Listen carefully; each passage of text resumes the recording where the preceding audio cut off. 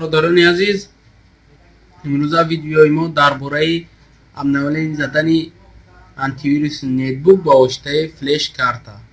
چون که در دست ما بینید فلش کارت در داخل این هست امنوالینی و این رو پیوست میکنیم با کامپیوتر.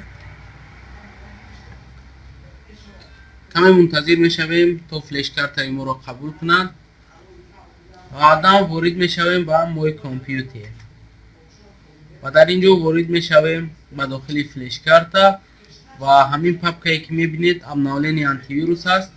کپی رواد میکنیم،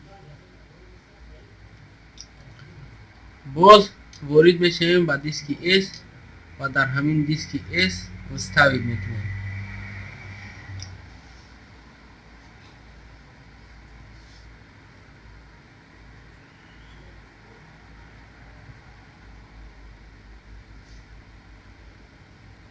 خوب برادران عزیز، الکی پاپکای ما با اینجا اومد و میتوانیم از کامپیوتر فلش کارت را جدا کنیم و بعدا وارد میشویم با آنتیویروس. چون که میبینید آنتیویروس ما الکی سرخ شدگی است.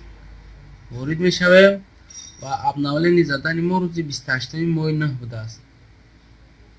امروز باشد هفتم. الکی ببینید چقدر گذشته. در اینجا انتخاب میکنیم امنوالینی. بعد امنوالینی از تگمه ها F5 یک بار زیر میکنیم. بعد اینجا باز انتخاب میکنیم امنوالینی و چنون میبینید در اینجا روزانه دیگری پیدا میشود. خوب با دیسک اس سر اول وارد میشویم، داخل همین پاپکا میشیم و از این پاپکا نشانه موش رو میبینید. در همین جا یک بار زیر میکنیم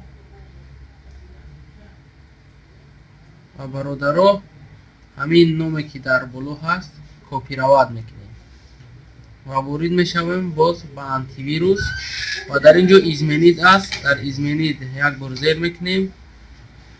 خب امنوالین پیشتره رو دلیت میکنیم و در اینجا کپی رواد کردیم استوید میکنیم و بعدا دباوید زیر میکنیم اوکی و اوکی.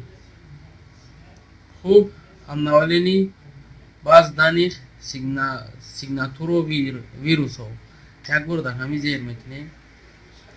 چون میبینید برادران عزیز الکی آنتیویروس ما رفتن میگیرد. کمی منتظر میشویم.